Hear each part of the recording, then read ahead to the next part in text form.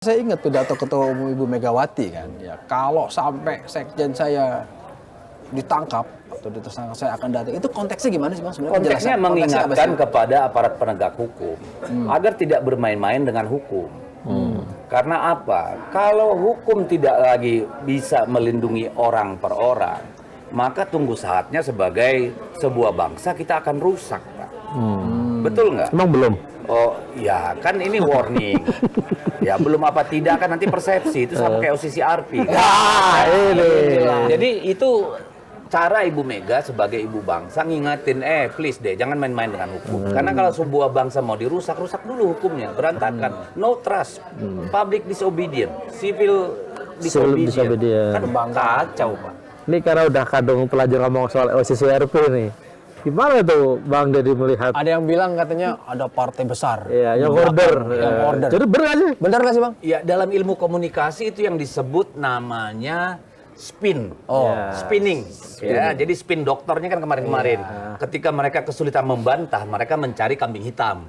Yang dituduh siapa? Ada katanya itu Projongos apa gitu ya. Ngomong itu partai besar singkatannya entah apa lah gitu kan.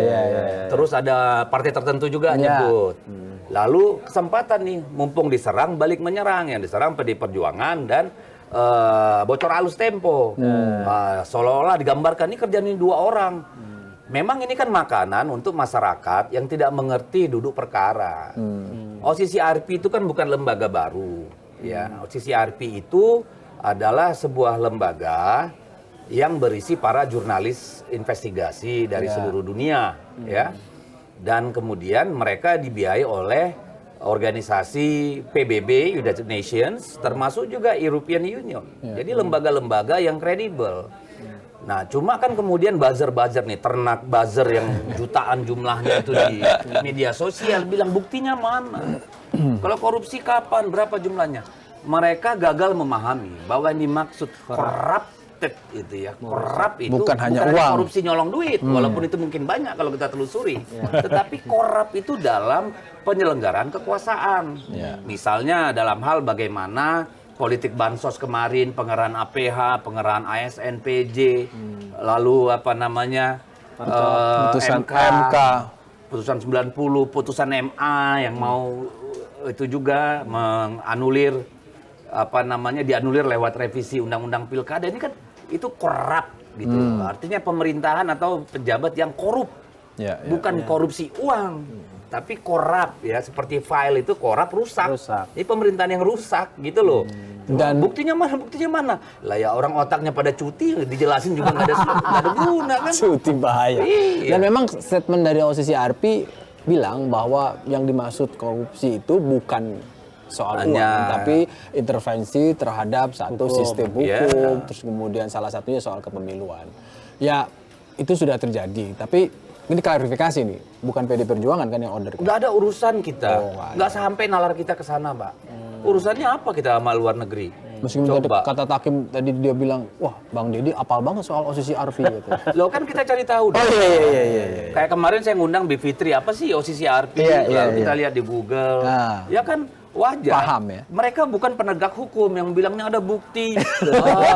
Jokowi sudah melakukan korupsi di sini. Bukan itu yang dimaksud korupsi oleh mereka, tapi corrupt government. Ini pemerintah apa namanya? Orang yang rusak nih. Tapi Bang, kalau saya begitu melihat begini konteksnya setelah PDI Perjuangan dan Joko Widodo pecah kongsi lah.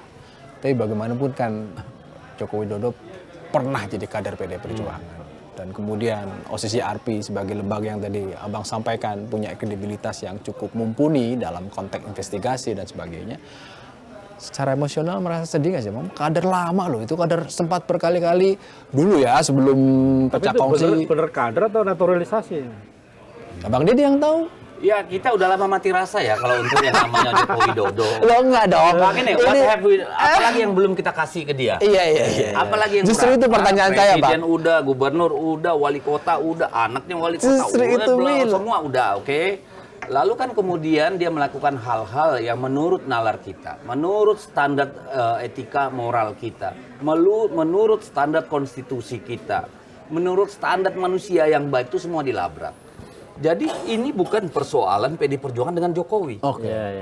In person.